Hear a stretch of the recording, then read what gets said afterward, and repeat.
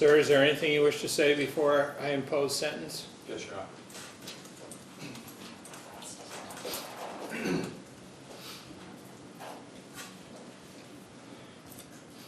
I'd like to start by saying how truly sorry I am for the pain and the sorrow, the loss that I caused when I killed Jessica Ledford.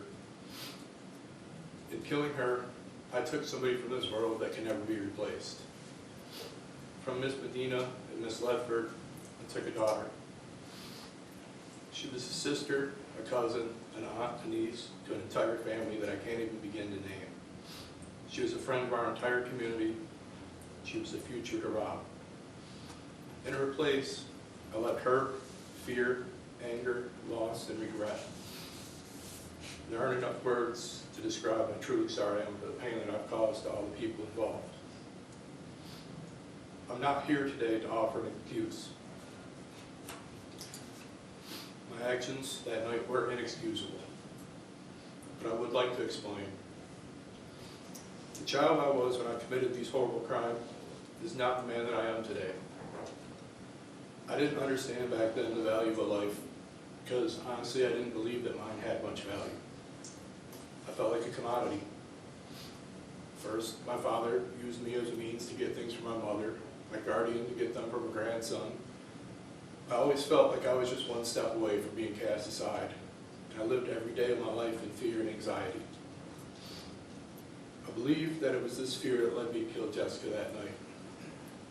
Fear of losing my friend led me to act violently. Fear of getting caught that led me to humiliate her by staging the crime scene. And fear of facing my community that let me wait so long to admit my guilt. I remember very little of what happened that night, but I do remember fear, and I remember shame. That fear shaped every decision I made up until that point, and my shame has shaped every decision I've made since. It was shame that forced me to look at the cowering shadow of the person I'd become. I was disgusted by the person I seen. It was that same shame that forced me to make the change.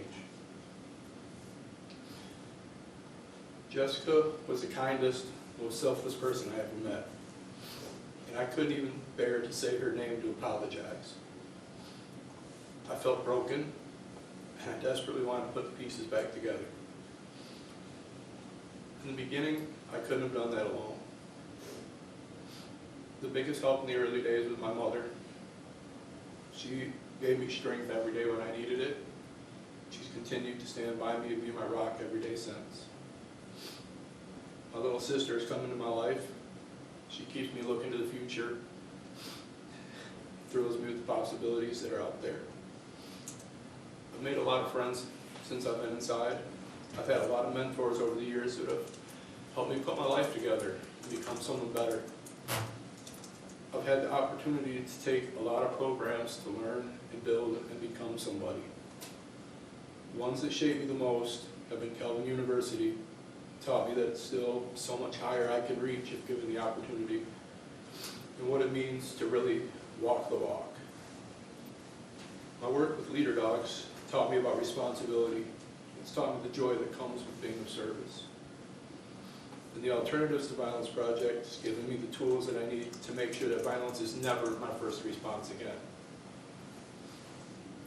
With the tools that I've given and the community that I've managed to build, I am ready to go back and contribute to society.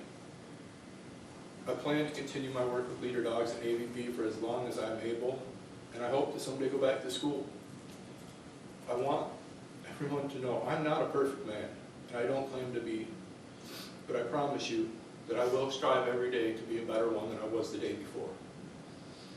I left my community with fear and sorrow. I thank you for giving me the possibility to return to it with hope. Thank you.